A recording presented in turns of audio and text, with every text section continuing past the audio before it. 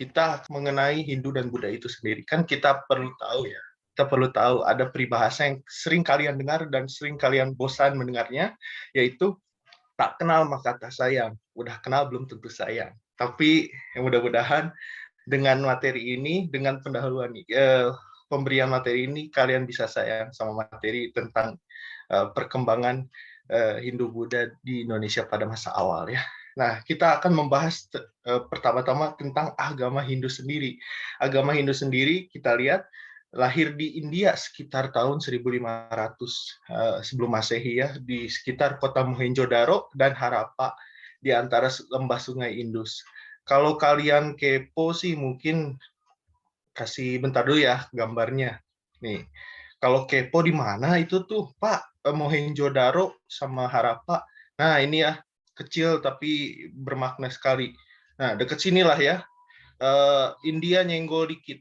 Nah, balik lagi. Nah, di situ ya, antara Mohenjo-daro dan Harappa. Terus, agama Hindu itu sebenarnya bukan asli daerah India sana atau daerah Pakistan atau yang disebut Hindustan, tapi dibawa sama bangsa Arya atau Indo-Jerman yang sekitar daerah Kaukasus ya, dekat Eropa. Nah, sedangkan di India sendiri namanya adanya bangsa Dravida. Nah, bangsa Dravida ini ketika kedatangan awal agama Hindu terdorong oleh kedatangan bangsa Arya yang berpindah di dataran tinggi Deccan atau sekarang mah daerah Sri Lanka lah ya, India Selatan sekitar sana. Nah, bangsa Arya ini yang membawa juga sistem perkastaan dan perdewaan, di mana yaitu mengenalkan konsep Trimurti, yaitu Brahma, dewa pencipta, Wisnu, dewa pelindung, dan Siwa, dewa penghancur.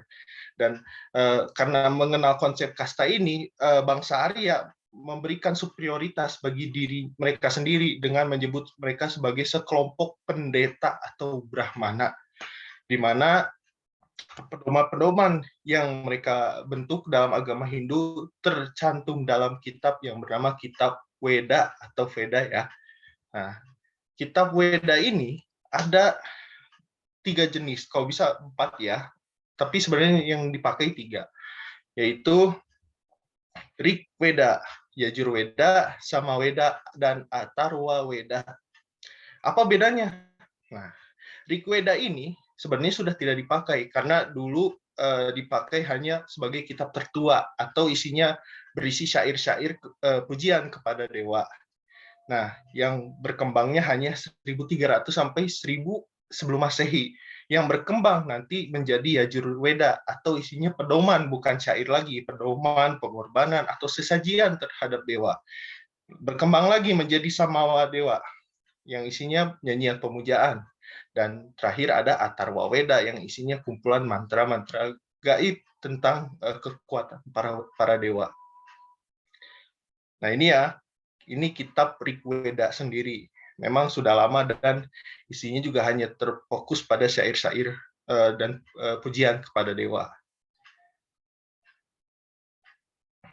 Nah, ini ya, fun fact buat kalian, kata Hindu sendiri artinya dalam bahasa Sanskerta dari diambil kata Sindhu yang berarti sungai, di mana kita lihat tadi ya perkembangannya timbul dari peradaban di Sungai Indus atau di daerah Mohenjo-daro dan Harappa di sekitar barat Hindustan atau sekarang sudah masuk wilayah Pakistan ya, tapi masih berbatasan dengan India.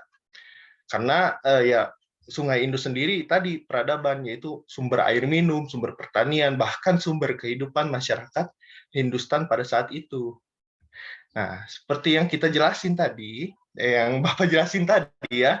Nah, orang-orang Arya ini membawa kasta dan juga sistem perdewaan. Nah,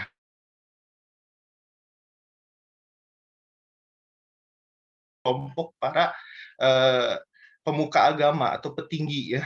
Nah, di sisi lain mereka menggolongkan kasta-kasta lainnya ke dalam 4 kasta yang berbeda, atau ya karena sudah Brahmana sudah disebut berarti ada 3 kasta lagi yang berbeda. Itu ya tadi ya, kaum Brahmana ini bertugas mengurus soal kehidupan keagamaan.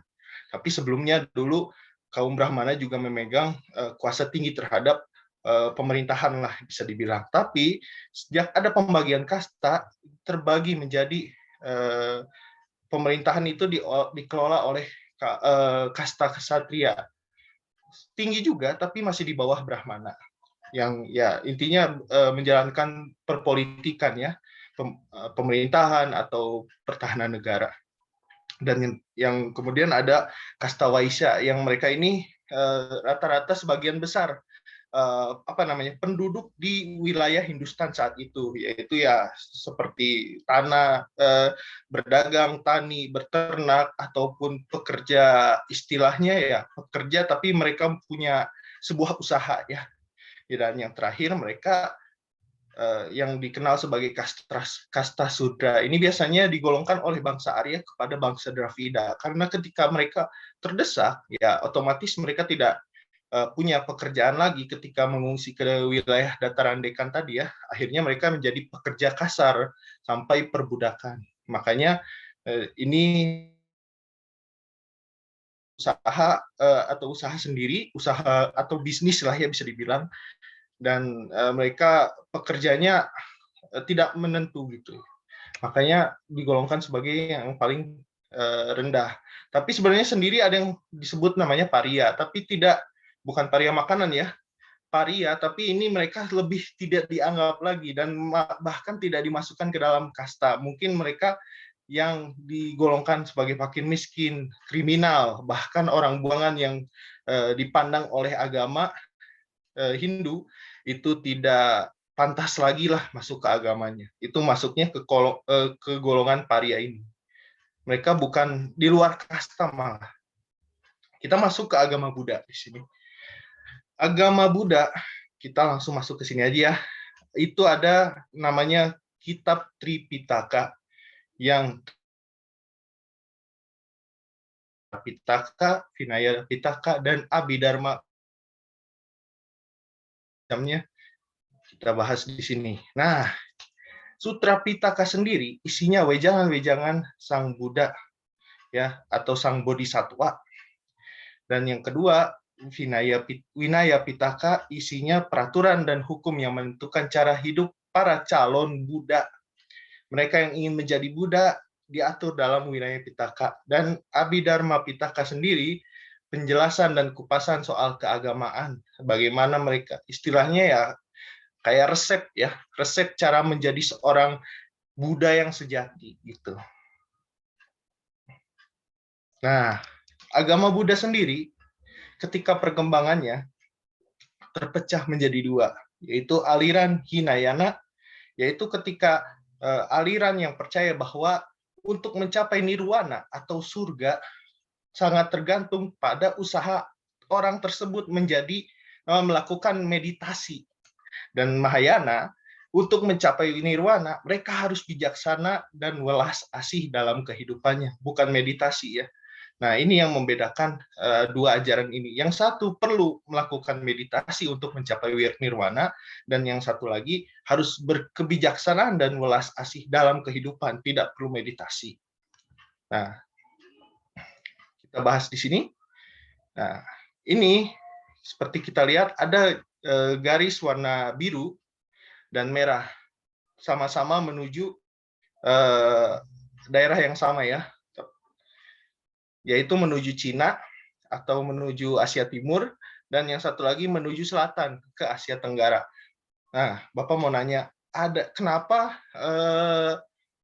penyebaran Hindu-Buddha mengarah ke Asia Timur dan Asia Tenggara? Ada yang bisa jawab? Kira-kira aja, kenapa? Kenapa sih arahnya ke sini semua gitu? Dan tujuannya sama. Ada yang bisa jawab kira-kira?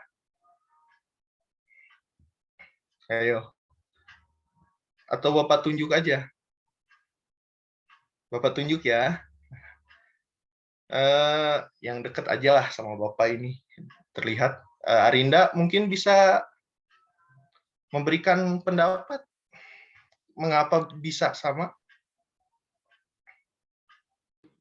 Karena dekat dari India mungkin, Pak. Kalau ke sana kan jauh. Iya, dekat dari India. Baik. Jawabannya sungguh super sekali ya. Ada lagi? Ada lagi? Saya Ayo, Pak, boleh, Dame, silakan karena mungkin Pak pendapatnya. wilayah ke arah Asia Tenggara ini merupakan wilayah perdagangan Pak. Terus Asia Tenggara. Ya, Asia Tenggara wilayah, wilayah perdagangan. Benar juga. Lebih tepatnya, Cina dan Cina bukan Cina ya, Asia Timur dan Asia Tenggara dua-duanya merupakan jalur sutra. Yang satu jalur sutra melalui Selat Malaka atau perairan, di mana fokus utamanya adalah perdagangan rempah, dan jalur sutra darat yang menuju Asia Timur melalui Cina, Tibet, hingga Jepang, Korea, itu ya benar-benar jalur sutra. Mereka memperdagangkan sutra, dan Cina menjadi sentra sutra pada saat itu yang terbesar di Asia. Makanya disebut sebagai negeri tengah atau Cungguo. Nah, makanya karena dulu sebagai pusat dari perdagangan sutra di Asia. Nah, kita masuk ke sini. Karena masuk ke Asia Tenggara, salah satunya Hindu dan Buddha, maka pastinya ada yang pastinya memasuki ke Indonesia juga, atau ke Nusantara saat itu. Nah, ada 3 yang menyatakan, bukan teori ya sebenarnya, ada 3 hipotesis yang mengatakan bahwa ada 4 bahkan 5 cara bagaimana Hindu dan Buddha bisa masuk ke Indonesia, baik agama maupun budayanya. Nah, ini kita akan bahas pada kesempatan utama kali ini, di mana kalian menjadi sentra pembelajaran kali ini, yang berfokus kepada 4 bahkan 5 ya, 5, karena ada satu lagi yang menyatakan bahwa Indonesia Hindu Buddha itu masuk bukan karena orang keempat golongan ini, tapi bahkan dibawa oleh orang Indonesianya langsung. Nah, itu mari kita bahas lebih lanjut. Nah, karena sudah mengenal kalian ya tentang konsep terkait budaya maupun agama, Hindu maupun Buddha, penyebarannya bagaimana, Bapak sudah membentuk 5 kelompok yang sudah didiskusikan bersama dengan KM kelas 10 IPS 4, yaitu di sini. Nah, nanti kalian tugasnya, nah ini ya, bisa kalian lihat sendiri orang-orangnya, dan kebagiannya teori apa aja ya, hipotesis apa aja. Nah, tugas dari kalian saat ini, yaitu mendiskusikan bagaimana sih, apa itu konsepnya, apa itu yang dimaksud hipotesis Brahmana, Satria, Waisya, Sudra, maupun arus balik. Nah, kalian diskusikan bersama teman kelompok kalian, nanti dari berbagai sumber yang kalian temui, nanti bikin konsep suatu pengertian, suatu definisi khusus untuk nanti dibahas, dan kalian setelah itu membuat rancangan juga untuk nantinya akan membentuk naskah video, karena nanti berupa video ya. Itu saja, sudah jelas ini di sini tentang pembagian kelompoknya. Kalau belum jelas bisa ditanyakan. Sudah ya? Nah, Bapak mungkin nanti akan langsung mulai saja ke pembagian diskusi kalian. Silakan masuk ke ruangnya masing-masing.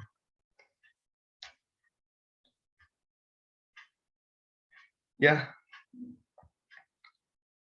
mana ya, sambil ini ya, sambil share screen biar kelihatan jelas. Ya.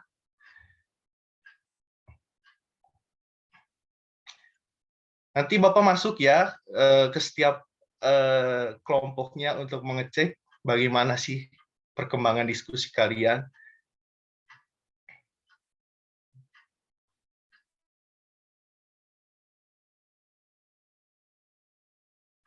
Kelompok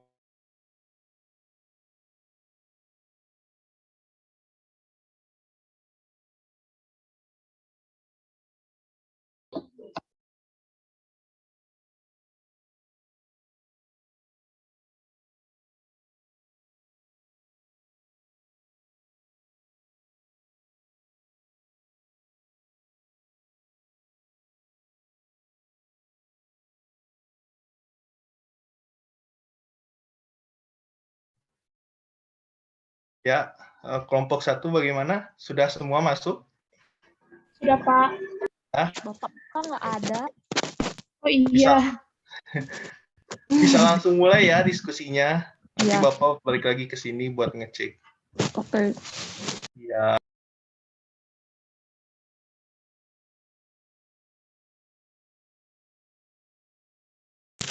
Mutia sekarang tampil ya? Iya, deg-degan, Jessie. Semangat. Takut.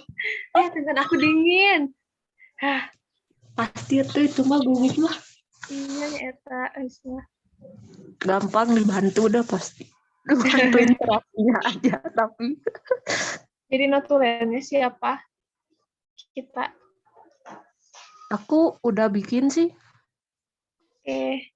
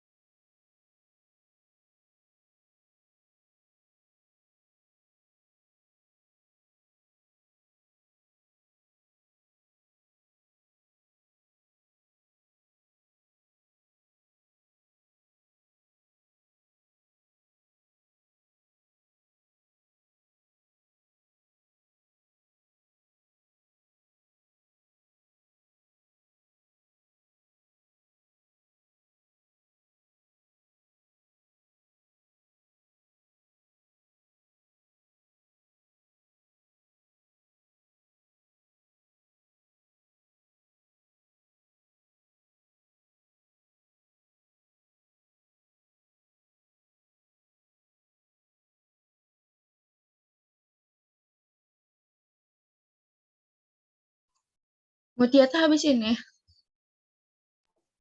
Kalau di daftar mah ketiga.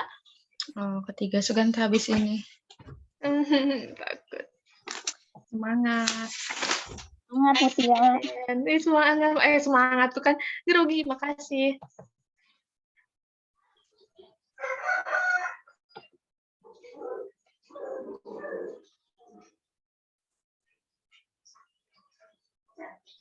Mutia tiap presentasi ada backsound-nya ya, lucu. Iya, di semua matkul lagi. Ini laptop aku nge-lag. Alas ya, nge-lag.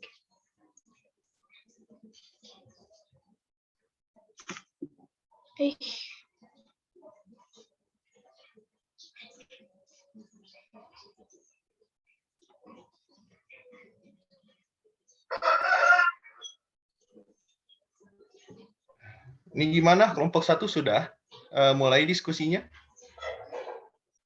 Udah Sudah, mulai, Pak. Pak. Keren ya. Kalian dapat hipotesis apa? Brahmana ya? Iya, Brahmana, Pak. Ya. Nanti kalian temukan dari beberapa sumber, mau internet, mau buku. Nah, kalian susun bareng-bareng sama kelompoknya, pengen bikin sebuah definisi ya atau pengertian apa sih hipotesis Brahmana itu. Nanti kalian bisa terangkan hasil diskusi kalian di dari kelompok bla bla bla bla. Nah, ya, dan kami akan membuat skenario videonya seperti ini, bla bla bla bla, gitu ya. Nanti selanjutnya baru bisa dikembangkan. Ya, jadi susun dulu apa sih hipotesis Brahmana. Nanti kalian udah jelas nih ya, dapat gambarannya. Hipotesis Brahmana tuh gini loh. Nah, baru kalian dapat rancangan videonya. Mau gimana nih biar dapat arti dari hipotesis Brahmana ini gitu. Ya, udah ngerti atau ada yang mau ditanyain dulu? Nggak ngerti, Pak. Udah ngerti ya? Ngerti, Pak. Oke. Bapak ke kelompok 2 lagi ya. Semangatlah kelompok 1. Bisa, bisa.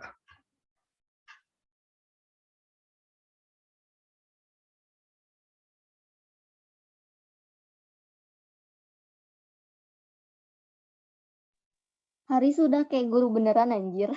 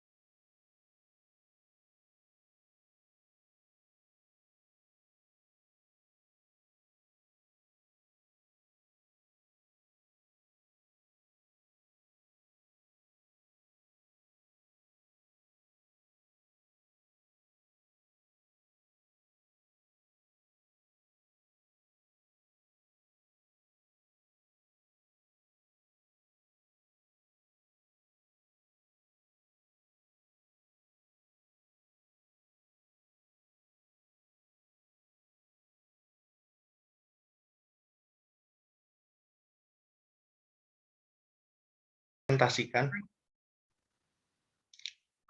Sok silakan, ada yang sukarela menjelaskan hasil rancangannya dan temuannya? Nanan Pak. Adli. Banyak Siapa? Johari Pak, Johari. Siapa nih yang mau?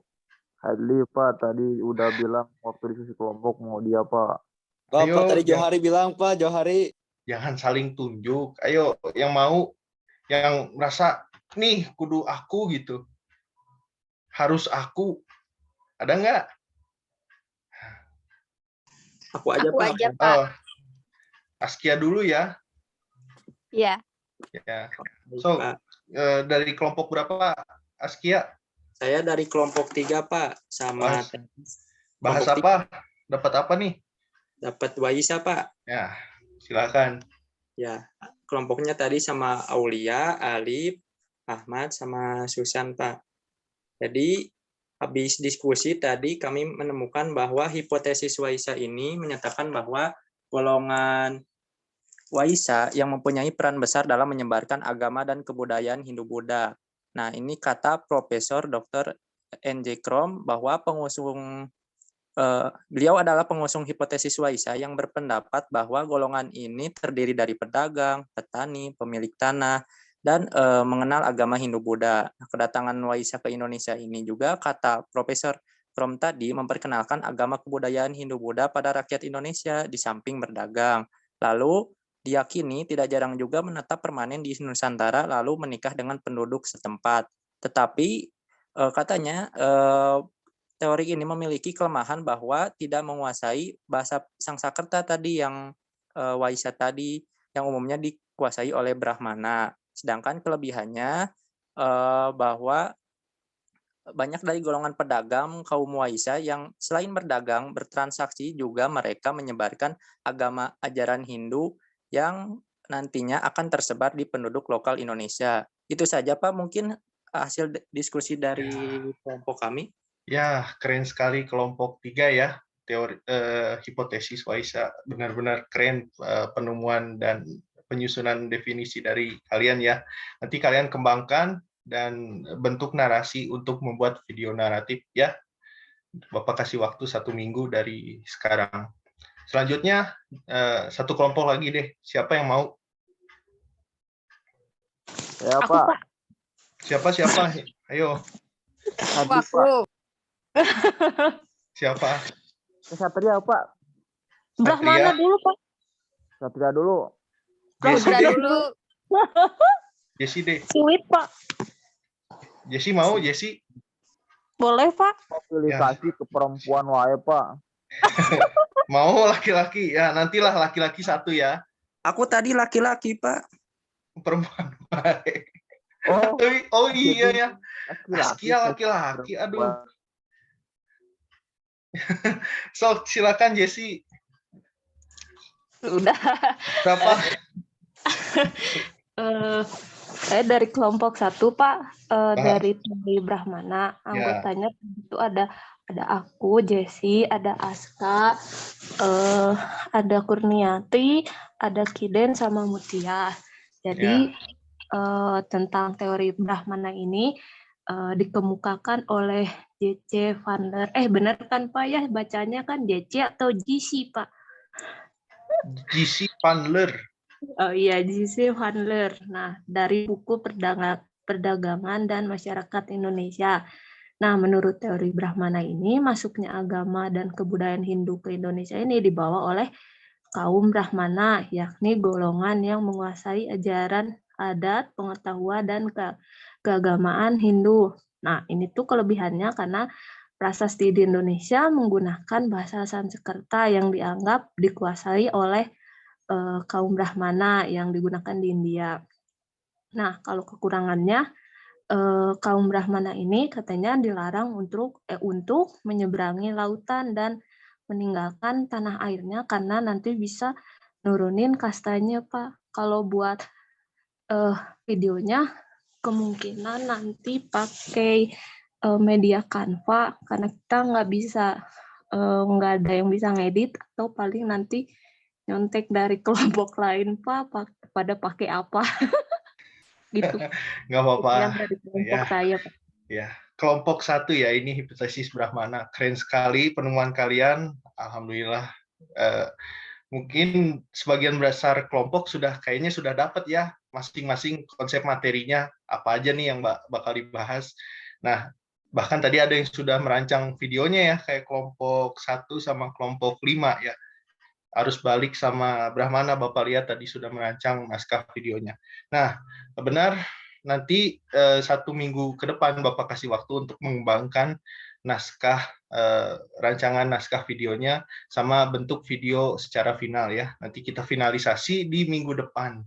Nah, oleh karena itu Bapak kasih waktu untuk berdiskusi lebih lanjut mengenai perancangan videonya selama 1 minggu.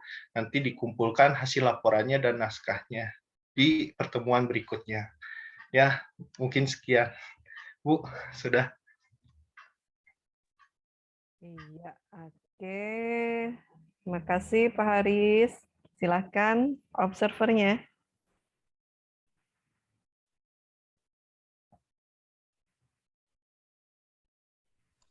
Saya dulu mungkin Ibu.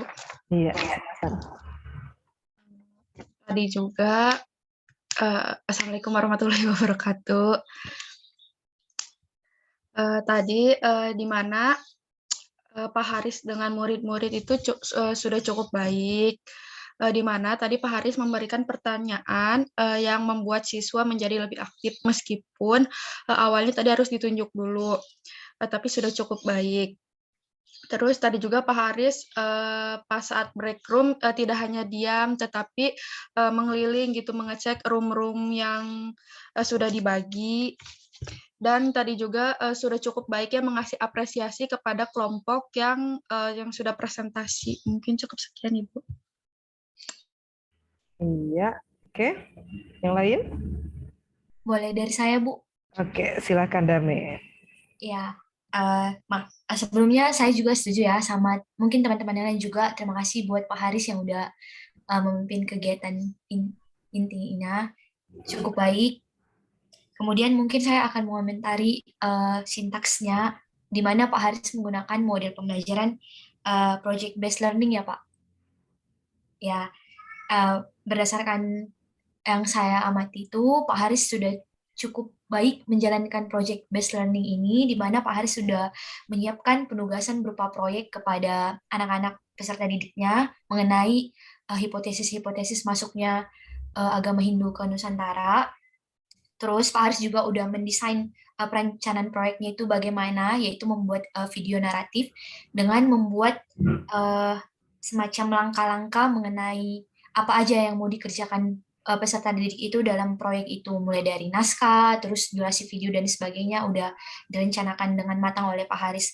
Kemudian ya yang ketiga juga udah mulai menyusun jadwal, ya kayak yang tadi Bang Pak Haris ya, disusun draft atau prototipe produk apa yang mau dikerjakan anak-anak itu melalui video narasi udah ditetapin, mulai dari tadi berdasarkan apa itu kayak semacam pembuka dan sebagainya udah disusun, jadwal pengumpulannya juga udah ditetapin seminggu setelah ini. Kemudian tadi juga berdasarkan diskusi tadi, Pak Haris juga udah melaksanakan kegiatan monitor kegiatan mengenai perkembangan proyek yang didiskusikan peserta didik di breakout room masing-masing. Kayak misalnya tadi di kelompok kami itu mengenai arus balik tadi, Pak Haris memperhatikan kegiatan diskusi kami, mulai dari poin-poinnya itu harus dibahas, kajian-kajiannya, terus berdasarkan draft yang tadi juga. Jadi Pak Haris itu memang benar-benar memonitoring peserta didik di breakout room masing-masing mengenai diskusinya. Mungkin itu Bu dari saya, terima kasih. Oke, ya satu lagi. Ibu satu lagi Riki tapi belum masuk Zoom. Kebiasaan. Gimana sih? Apa namanya? Ini harus ini juga gitu ya. Anda mungkin bisa disampaikan lah. Jadi bagaimana nanti temannya bisa mengapresiasi kalau yang bersangkutan praktek gitu kan ya. Kalau yang bersangkutan juga tidak mengapresiasi temannya kan gitu ya. Tahu ini apa namanya sudah jadi kewajibannya untuk mengobservasi kan gitu ya. Nah, sehingga udah nggak usah digantikan ya Arinda ya. Jadi Ibu akan catat di sini kan. Jadi tidak bekerja sebagai observer dan dengan demikian ya apa namanya ya akan mengurangi nanti di penilaian gitu ya. Oke. Ya, karena ya Ibu juga memperhatikan gitu kan, kami memperhatikan ini datang di Zoom memang datang tapi di akhir kan gitu ya. Itu sementara kan temannya yang lain sudah masuk ke Zoom sudah di awal kan gitu ya. Nah, ini kan jadi bagaimana nanti apa namanya kan nggak adil juga ya gitu. Pada saat yang bersangkutan tampil Anda mengapresiasi kan gitu ya, mengobservasi dengan baik bahkan jadi apa namanya jadi siswa juga yang baik tapi pada saat Anda tampil nah, ini enggak ini kan ya gitu. Nah, tolong nanti bisa disampaikan ya. Oke. Iya. Ya, Riki bagian apa? Arinda. Materi, Ibu. Materi ya. Ibu. Oke. Iya, tadi kan pengelolaan ya dan itu ya apa namanya? Dari sisi sintak. Oke. Iya, terima kasih Pak Haris. Saya sangat mengapresiasi apa yang sudah ditampilkan oleh Pak Haris ya. Dan Pak Haris ini mampu menunjukkan sebuah proses pembelajaran yang baik dan lancar gitu ya. Anda tanpa ragu-ragu, percaya diri gitu ya dengan suara yang apa namanya bisa ini hanya mungkin bisa juga dilatih nanti apa namanya intonasinya menjadi lebih ini lagi lebih mantap lagi ya Pak Haris ya. Dan yang saya temukan justru adalah lebih pada bagaimana Pak Haris mengembangkan langkah pembelajaran berdasarkan pada pilihan model pembelajarannya, gitu kan ya. Nah ini, jadi jangan kemudian terpaku pada ini materi gitu ya. Oke ya, gitu kan. Tadi memang ya penguasaan materinya bagus gitu kan ya. Tapi Anda perhatikan juga kan di dalam sintaksnya ini gitu ya. Bagaimana tadi yang digunakan adalah model project based learning gitu kan ya. Yang di mana sebaiknya gitu ya, kalau boleh Ibu sarankan tahapan-tahapan untuk menyelesaikan proyeknya itu dijelaskan aja di apa namanya di ruang utama gitu kan ya. Sehingga tadi ketika siswa masuk ke breakout room itu sudah jelas apa yang harus dia lakukan kan gitu ya.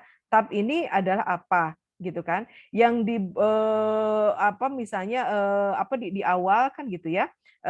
Pak Haris bisa gali kan gitu bahwa ini adalah apa namanya ada dari akhir dari proses pembelajaran ini tentang materi ini kan gitu ya. Ini ada tagihan gitu kan ya, yaitu membuat tadi apa video narasi ya gitu kan.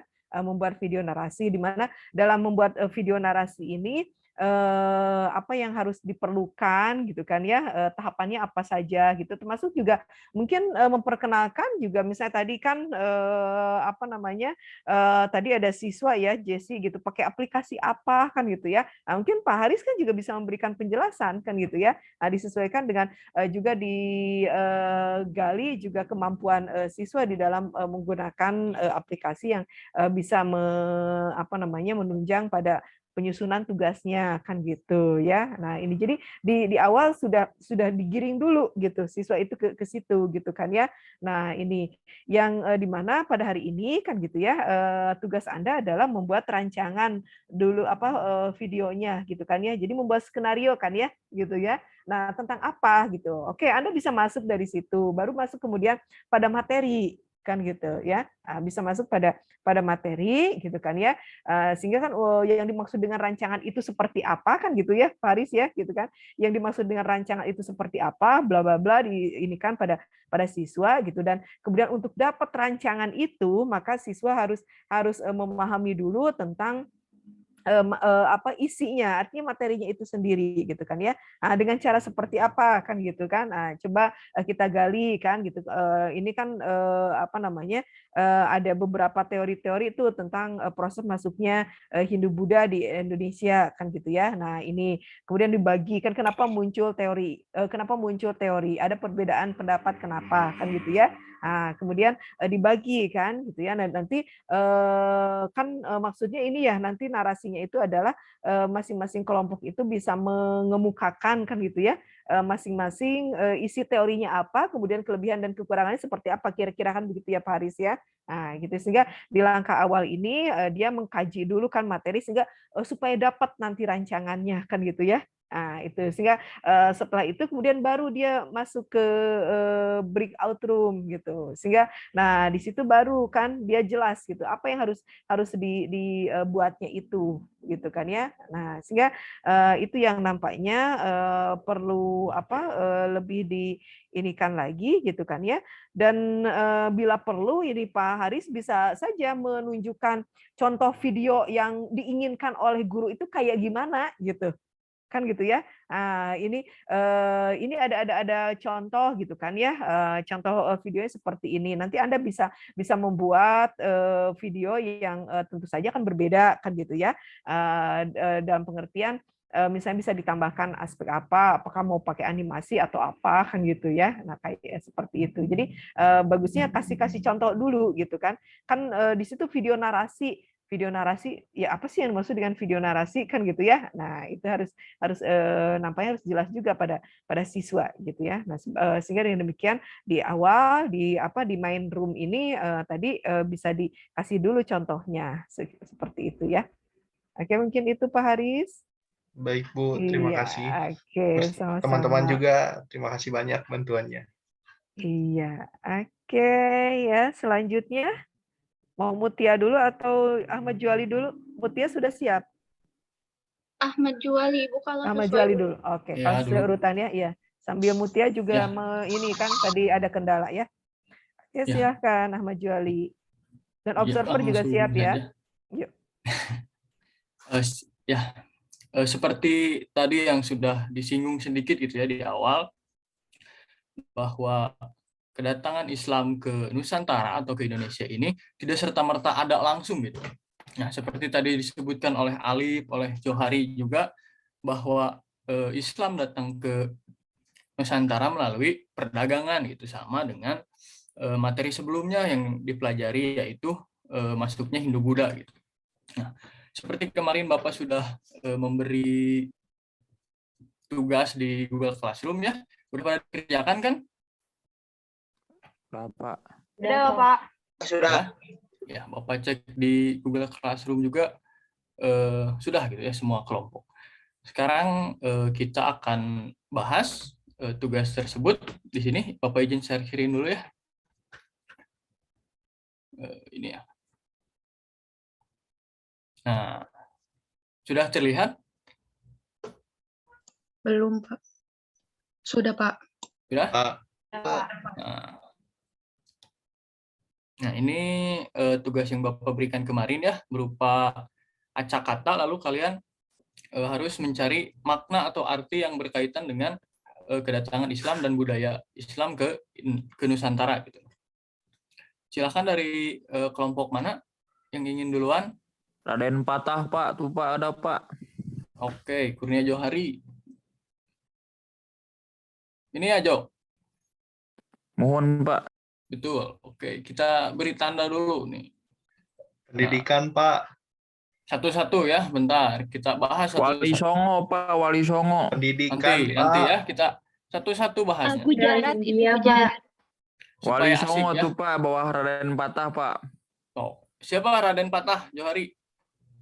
Raden Patah itu adalah anak dari Brawijaya Pak, yang memiliki ibu dari Cina yang kebetulan beragama Islam. Maka penyebarannya itu dimulai dari ketika adanya perkawinan Brawijaya dengan siapa ya namanya, pokoknya mah dari Campa, sehingga menghasilkan Raden Patah. Dan kemudian Raden Patah itu diajarkan mengenai kebudayaan dan ajaran Islam oleh salah satu keluarga dari Cinanya, apa kalau nggak salah Pak. Itu yang saya baca sebelumnya. Oke. Dari Kurnia Johari. Kalau setelah itunya mah dia jadi Sultan Pak, di Demak Pak, jadi raja Pak. Oke, baik.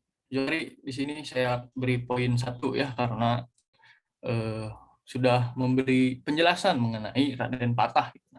Ada lagi yang ingin menambahkan mungkin dari kelompok lain?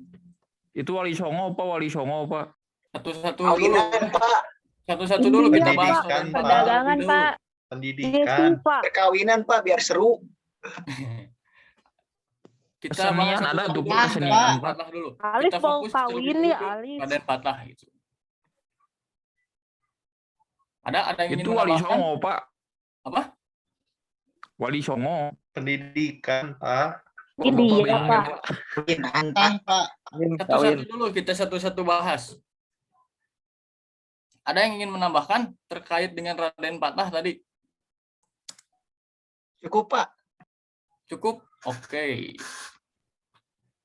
Sekarang saya minta pendapat dari kalian. Jika seandainya gitu, kalian menjadi Raden Patah ini yang merupakan salah satu orang penting di kerajaan Demak gitu ya. Yang sebelumnya kita tahu bahwa Demak itu kan merupakan fazal dari Majapahit gitu. Nah, apakah kalian akan tetap ikut ke Majapahit atau memilih seperti Raden Patah untuk membuat kerajaan sendiri dengan corak Islam gitu? Boleh yang ingin berpendapat silahkan. Siapa yang berpendapat, Siapa? Pak? Cok, siapa dulu? Johari udah tadi, beri kesempatan dulu untuk yang lain ya. Oh iya, Pak. Maaf, Pak. Ya, Boleh nanti saya Asep Pak. katanya, Pak. boleh Asep. Ya aja Pak. Ya. Baik, terima kasih Pak. Kalau saya diposisikan menjadi Raden Patah ya Pak, waktu itu kalau saya mah pingin tetap aja gitu ya Pak, jangan buat kerajaan sendiri. Bikin kerajaan sendiri itu susah, banyak tantangannya, harus ini gitu, harus apa sih namanya? Harus nyebarin ke kerajaan yang lain gitu, ada kerajaan baru nih gitu. Jadi susah gitu kan kalau misalkan nurusin Majapahit, toh Majapahit juga udah luas gitu, udah terkenal juga gitu ya. Jadi menurut saya Majapahit aja, toh Majapahit juga bagus. Hindu juga bagus ya. Gitu sih Pak. Makasih. Oke, dari Asep ya, Asep ya. Iya Pak. Asep berpendapat bahwa lebih baik untuk ikut ke Majapahit saja gitu, tidak usah riweuh kalau kata orang Sunda bikin kerajaan lagi gitu. Ada yang sependapat atau kontra dengan pendapat Asep gitu? Kontrak Boleh. Pak. Boleh, siapa? Jesse Pak. Sebutkan namanya. Jesse, boleh di-on-kan kameranya? Lagi sakit Pak. Oh, iya. Boleh, Kalau- boleh. Jesse. Kalau Jesse mau bikin kerajaan sendiri Pak, soalnya Jesse nggak suka kalau di Hindu, soalnya ada itu Pak, apa, kakastaan, kasta gitu loh Pak. Jesse maunya nggak mau ada kasta gitu, maunya semua tuh seadil gitu loh Pak. Walaupun harus bikin kerajaan sendiri gitu, terus bikin convert dari agama kayak gitu sih Pak, intinya nggak mau ada kasta-kastaan. Sudah, Jesse? Udah Pak. Iya, bagus ya pendapat dari Asep sama Jesse tadi. Jesse ini orangnya menjunjung tinggi hak asasi manusia gitu ya, bahwa semua manusia itu sama di mata Tuhan gitu. Ada lagi seorang lagi yang mau berpendapat atau cukup? Saya, Pak. Ya, boleh Haris. Kalau saya mending mempertahankan kayak Asep, tapi ubah jadi Islam, Pak. Jadi kastanya hilang, tapi nggak usah bikin kerajaan baru gitu, Pak. Jadi kan masyarakatnya udah banyak, terus pas ubah ke Islam, semua masyarakat juga adil gitu. Jadi apa ya, hak asasi manusia tadi terpenuhi gitu, Pak. Kalau saya mah. Iya, baik. Sudah bagus ya tadi pendapat dari Asep, dari Jesse, dari Haris, yang Haris menggabungkan kedua pendapat gitu ya dari ini. Mungkin ada lagi atau sudah? Bisa ada yang masih ingin berpendapat mengenai Raden Patah tadi yang sudah dijelaskan oleh Johari ya, bahwa Raden Patah ini adalah putra dari Brawijaya yang merupakan anak dari selirnya yang berasal dari Tionghoa yang beragama Islam gitu. Nah, oke, mungkin ada yang mau ditanyakan terkait Raden Patah atau kita cukupkan saja lalu ke pembahasan selanjutnya? Cukup, Yang Pak. lain, Bapak. Cukup, oke. Itu perkawinan, Pak. Oke, Asep Soalnya udah nggak kuat, Bapak. sangat antusias terkait perkawinan gitu ya. Ada di kolom nomor berapa, Sep? Perkawinan, Sep? 1, 2, 3, 4. Kelihatan nggak, Sep? 7 dari bawah, Pak. Baris 7. 7 dari bawah. 1, 2, 3. Oh, ini ya. Oke. Silahkan dari kelompok mana yang ingin menjelaskan mengenai perkawinan yang berkaitan dengan masuknya agama dan kebudayaan Islam ke Indonesia gitu. Bapak kurang N. Saya, Pak. Oh iya betul, kurang N kata Kiden. Betul, teliti ya. Siapa? Saya, Pak. Kurnia? Ya, Pak. Ya boleh, silahkan. Ya, Pak, mengenai perkawinan di sini dan mengapa menjadi salah satu unsur bagaimana Islam menyebar ke Nusantara itu, mengingat bahwasannya ini mengikuti beberapa teori dan yang banyak dilakukan oleh para pedagang gitu, Pak. Di mana kebanyakan para pedagang yang berasal dari Timur Tengah, baik itu dari Gujarat, Arab Saudi maupun Persia, itu kan pada awalnya itu merupakan pedagang, dan untuk mencapai ke Nusantara itu sendiri itu pun harus melalui ataupun mengikuti arah angin musim gitu, Pak, musim angin muson seperti itu, dan itu pun tidak berlangsung 1 ataupun 2 hari, beberapa bulan. Nah, maka dari itu sebagai bagian dari upaya perdagangannya, dia juga menyebarkan ajaran Islam itu dengan cara mengawini para gadis ataupun wanita yang ada di sekitaran tempat dia berdagang di Nusantara itu sendiri. Di samping berdagang itu sendiri, dia pun menyebarkan secara sedikit-sedikit kepada isi-isinya itu sendiri, sehingga penyebarannya itu secara tidak, pada awalnya itu tidak serentak, namun secara perlahan-perlahan gitu, Pak.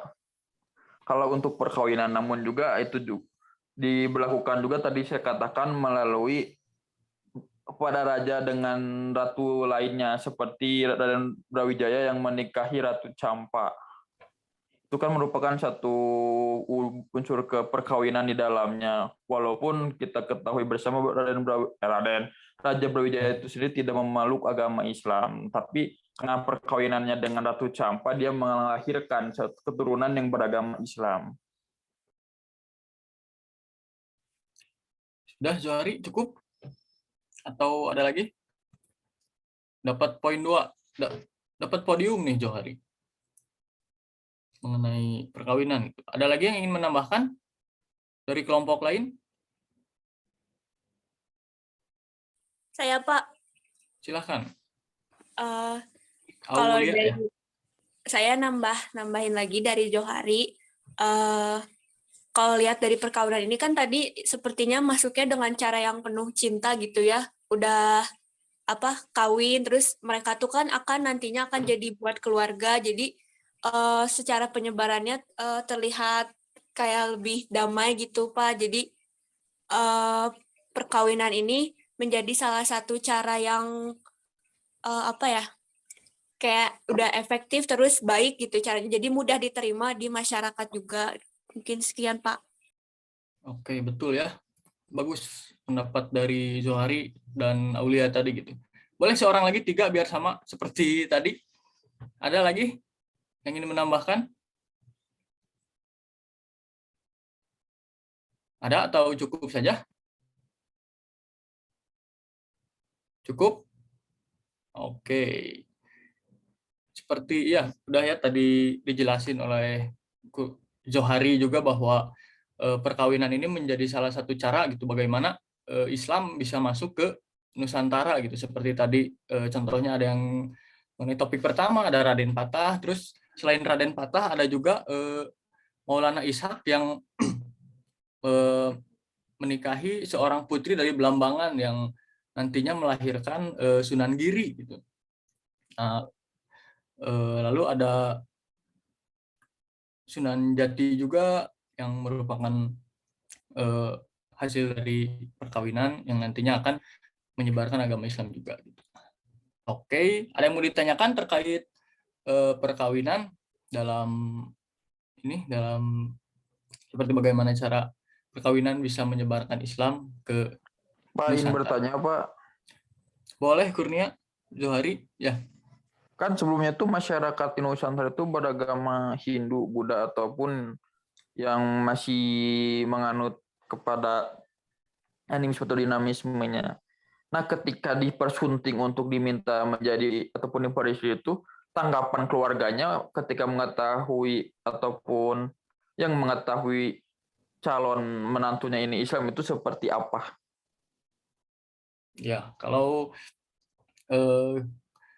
seperti tadi dijelaskan gitu ya bahwa Islam datang ke Indonesia itu penuh cinta tadi oleh siapa tadi oleh Aulia gitu ya atau Jesse tadi oleh Aulia gitu ya penuh cinta gitu. Nah, dan keberadaan Hindu Buddha di Indonesia pun atau di Nusantara waktu itu sudah ada di fase turun gitu, tidak seeksis pada zaman-zaman kejayaannya gitu, karena jika melihat pada perkembangannya Islam itu, di Islam itu kan tidak ada kasta yang memberatkan antar umat manusia yang ada di kerajaan tersebut. Mungkin itu Johari dari saya. Cukup Johari? Atau ada yang ingin menambahkan juga mungkin dari anggota kelompok lain? Mungkin sudah baca terkait pertanyaan yang diberikan Johari gitu?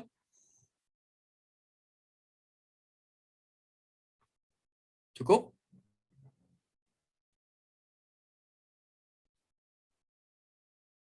Cukup atau kita lanjut ke topik yang lain?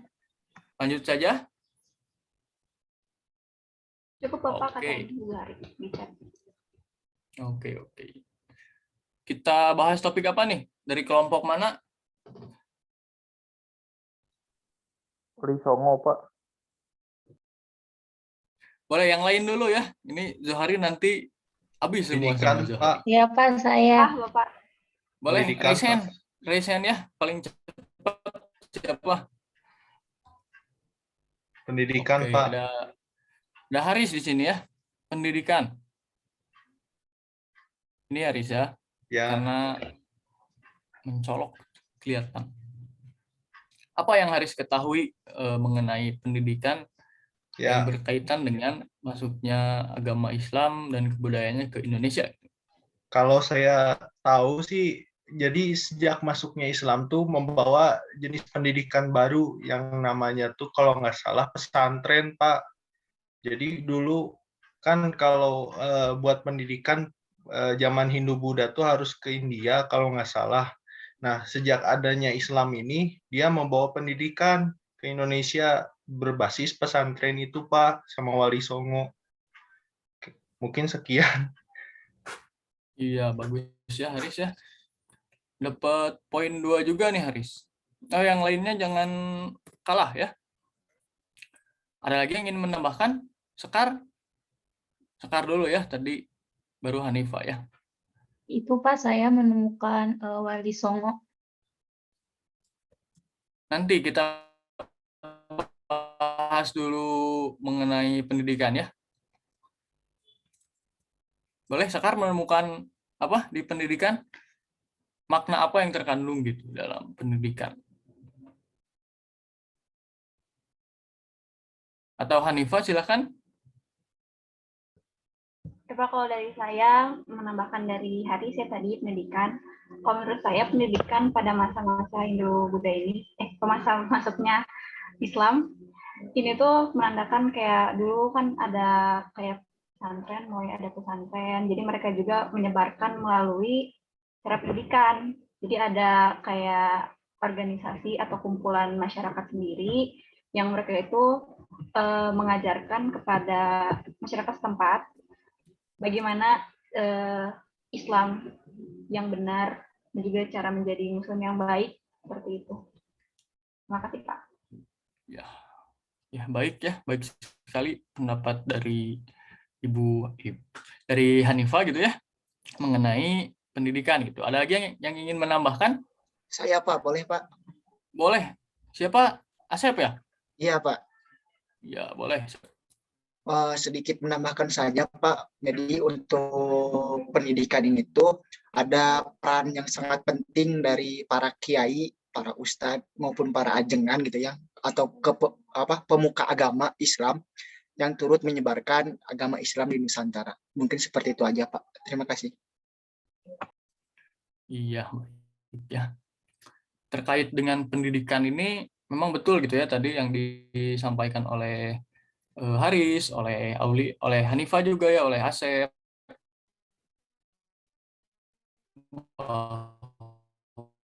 Bahwa pendidikan ini menjadi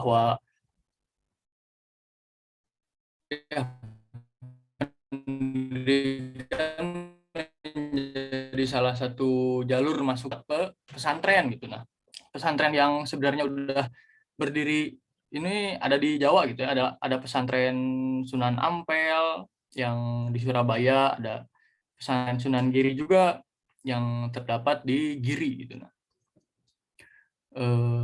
ada yang ingin ditanyakan terkait pendidikan? Pak, aku mau nanya, Pak. Boleh, Azkia silahkan. Tapi pertanyaannya agak nggak kritis, Pak.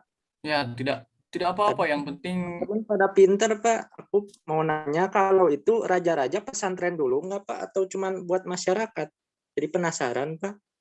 Nah, karena tadi di Islam itu tidak ada sistem kasta gitu ya, bahwa yang menjunjung pendidikan itu sama gitu. Tidak harus raja ataupun dari masyarakat biasa gitu. Kecuali kalau untuk masa Hindu-Buddha beda lagi gitu. Mungkin itu jawaban dari saya. Ada yang ingin menambahkan? Privat guru ngaji. Pak, ingin menambahkan, Pak. Boleh, Kurnia Zohari. Ini banyak baca buku ya, Zohari ya? Di Demak itu kan ada Masjid Pak Gede, Pak ya. Agung Demak. Kan itu juga menjadi pusat pendidikan. Dan juga menjadi tempat berkumpulnya para wali songo untuk mengadakan rapat akbar. Nah, kalau saya juga berpandangan bahwasanya Masjid itu ini menjadi tempat pendidikan bagi para anak-anak Raden Patah, Pak, yang kelak kemudian menjadi raja. Seperti itu mungkin. Iya, betul. Ya, betul sekali ya dari Kurnia Zohari itu bahwa Demak itu seperti yang sudah kita ketahui, mungkin kalian juga udah baca bahwa merupakan kerajaan Islam di Jawa pertama gitu ya. Demak, bahwa mungkin tidak salah lagi jika Masjid Agung Demak ini menjadi salah satu penyebaran Islam gitu ya. Ada lagi yang ingin menambahkan?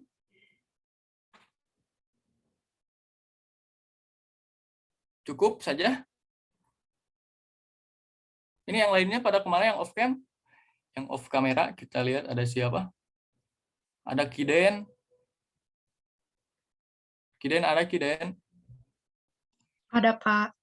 Oke, kita lanjut saja ya ke pembahasan selanjutnya. Apa yang akan kita bahas dan apa yang kalian temukan? Silakan. Wali Songo, Pak. Oke, di mana Wali Songo? Itu Pak, di bawah haknya Raden Patah. Oh iya, ada.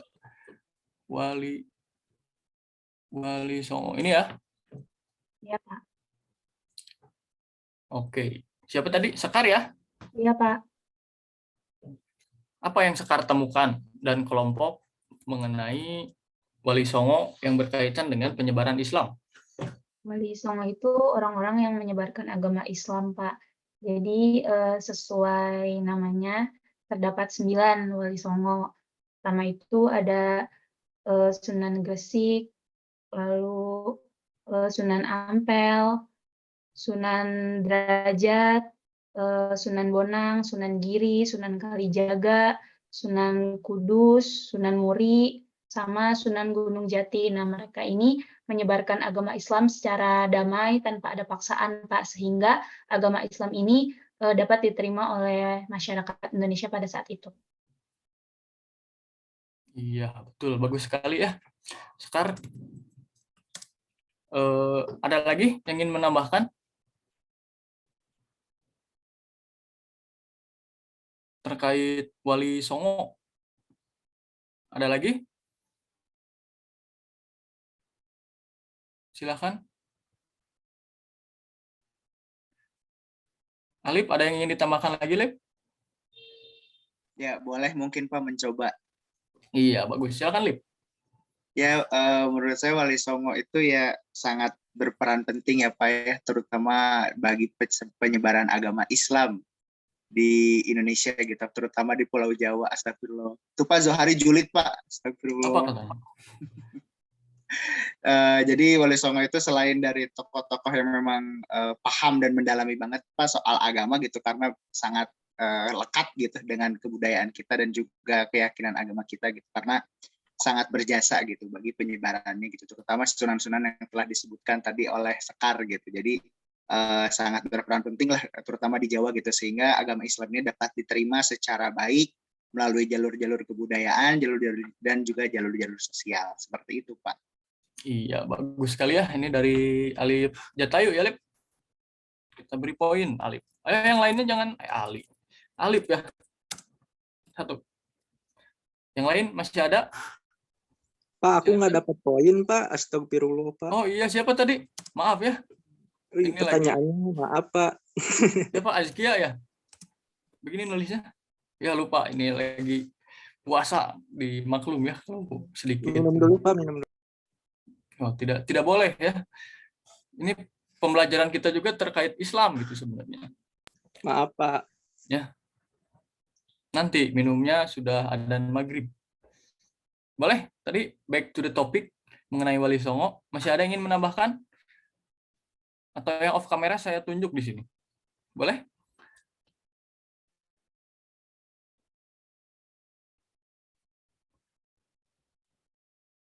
Cukup saja. Jika dirasa cukup ya mengenai Wali Songo ini kan sedikit Bapak tambahkan gitu ya. Membawa Islam, menyebarkan Islam di tanah Jawa ini dengan cara damai gitu. Tidak seperti di Timur Tengah gitu, tidak seperti Al-Fatih yang harus merubuhkan tembok Konstantinopel terlebih dahulu, tapi Islam datang ke Indonesia dengan damai gitu. Disebarkan oleh Wali Songo dengan berbagai caranya yang nanti akan kita bahas juga gitu. Mungkin itu dari Wali Songo. Ada yang ingin bertanya atau menambahkan lagi? Kalau cukup, ada yang ingin bertanya? Atau kita ke pembahasan selanjutnya. Bapak itu sehari nanya, Bapak. Di mana? Di chat ya, Jo.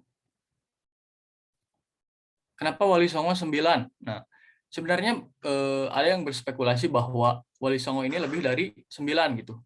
Cuman Wali Songo ini dikaitkan dengan nama Wali Songo gitu. Songo itu dalam bahasa Jawa artinya 9 gitu ya. Sebenarnya ada banyak gitu yang berspekulasi kalau Wali Songo itu lebih dari 9 gitu. Kalau 25 mau jadi Wali Salawe kata Riki. Bercanda ini Riki. Oke, ada yang mau menambahkan atau ada yang ingin ini menjawab pertanyaan dari Kurnia Zohari? Pak, kenapa Wali Songo 9 katanya? Bapak ingin nanya, Pak? Boleh. Ya Pak, orang atau masyarakat Indonesia pertama yang memeluk Islam itu siapa ya Pak? Penasaran ya Pak, kan karena kan udah dijelasin gitu ya sama guru agama gitu. Orang pertama masuk Islam tuh siapa gitu. Tapi kan saya belum mengetahui gitu ya orang pertama yang masuk Islam di Indonesia gitu Pak. Terima Iya. kasih Pak. Kalau kita lihat sumber sejarah gitu di Indonesia, sebenarnya bukan seorang laki-laki yang pertama memeluk Islam di Indonesia gitu. Ada mungkin kalian kenal Fatimah binti Maimun?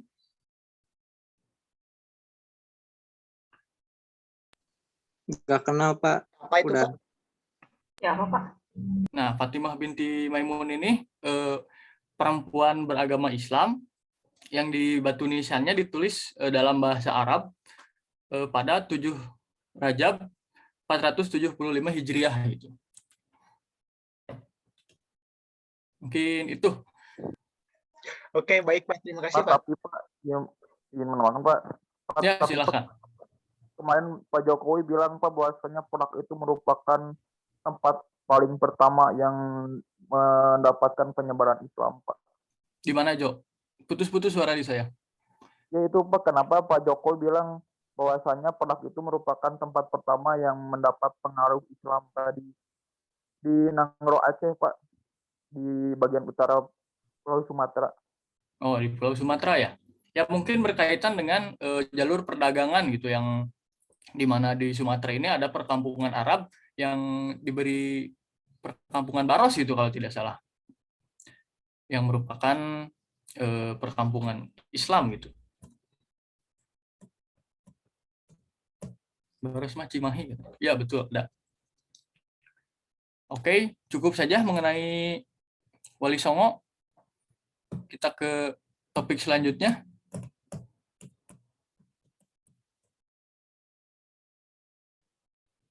Apa ada lagi yang kalian temukan, yang bersama kelompok kalian temukan mengenai masuknya ajaran dan kebudayaan Islam ke Indonesia? Apalagi? Silahkan yang ingin. Perdagangan tuh Pak. Mana? Ada di kolom berapa, Sep? Mana ya? Sep lagi, ini tidak ada yang lain?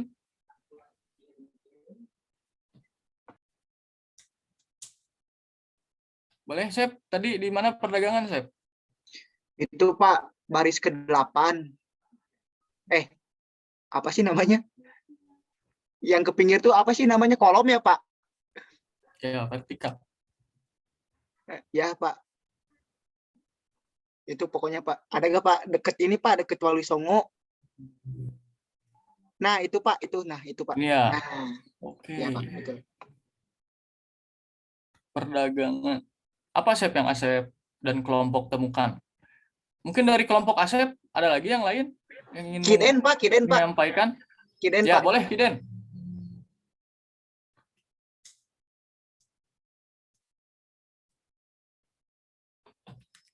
Boleh, Kiden ingin menyampaikan hasil temuan dari kelompoknya? Kidennya ada? Ada Pak. Boleh, Kiden, silahkan. Mengenai perdagangan. Jadi teori perdagangan ini adanya unsur kebebasan dalam melakukan transaksi tukar-menukar. Tetapi kegiatan tersebut tetap serta dengan harapan yang diperoleh. Itu Pak. Oke, itu dari Kiden.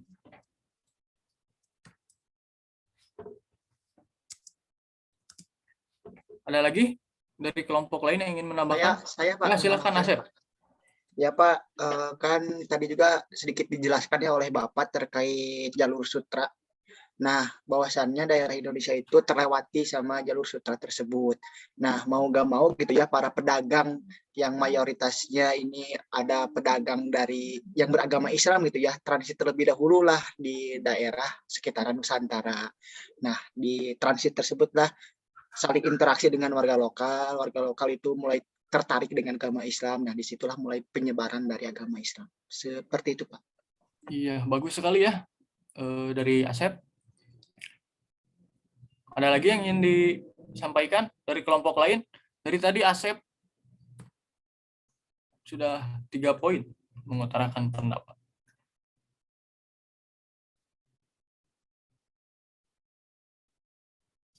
Ada lagi? Ada lagi yang ingin ditambahkan dari kelompok lain?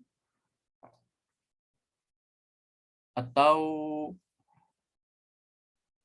ada yang ingin ditanyakan gitu terkait dengan tadi perdagangan yang menjadi salah satu jalur perdagangan menjadi jalur masuknya Islam gitu ke Indonesia.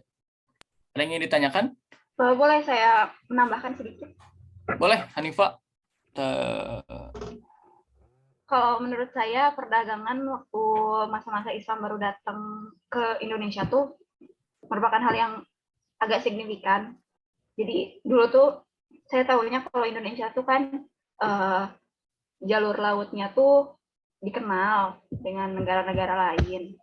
Jadi makanya orang-orang yang beragama Islam tuh datang ke Indonesia lewat si perdagangan air itu. Nah dari situ juga mereka kan jadi kenal sama masyarakat, karena mereka juga kan di sana bukan cuma sehari 2 hari, mereka kan bisa lama di sananya, jadi saling berbaur juga. Karena itu juga jadi masyarakat kita ngelihat budaya mereka tuh, yang budaya Islam itu seperti apa gitu, dari yang saya pikirkan itu. Makanya akhirnya Indonesia masyarakat juga jadi ingin masuk ke agama Islam. Gitu sih. Iya, baik sekali dari Hanifah ya. Mungkin sampai sini dulu pembahasan kita mengenai perkembangan Islam. Dilanjut nanti pada pertemuan selanjutnya ya. Mungkin sekian dari saya. Oke, terima kasih Pak Ahmad Juali. Silakan tim observernya. Boleh Bu, saya pertama. Iya, silakan. Kebetulan saya ini menjadi observer untuk materi. Nah, Pak Ahmad ini menggunakan model pembelajaran blended learning. Nah, pada pertemuan sebelumnya itu kan pembelajarannya itu dilaksanakan dengan cara asinkronus, di mana Pak Ahmad ini memberikan modul bahan ajar serta tugas di Google Classroom. Nah, untuk modul bahan ajarnya sendiri itu cukup bagus ya, kedalaman dan keluasan materinya juga cukup. Hanya saja ternyata bahan ajarnya itu buatan orang lain, bukan dikembangkan sendiri oleh Pak Ahmad. Nah, meskipun KD yang dipakai Pak Ahmad dengan pembuat modul tersebut sama, tetapi saya lihat IPK-nya itu berbeda. Jadi sebaiknya Pak Ahmad ini mengembangkan bahan ajarnya sendiri agar lebih sesuai dengan IPK yang digunakan oleh Pak Ahmad. Kemudian untuk tugasnya, nah, saya melihat juga IPK di RPP-nya itu ada mengidentifikasi latar belakang proses masuknya agama dan kebudayaan Islam, kemudian menganalisis berbagai teori mengenai masuknya agama Islam ke Indonesia, kemudian di IPK 4-nya itu mempresentasikan hasil diskusi mengenai teori masuknya Islam, dan kemudian melaporkan hasil diskusi mengenai teori masuknya Islam ke Indonesia.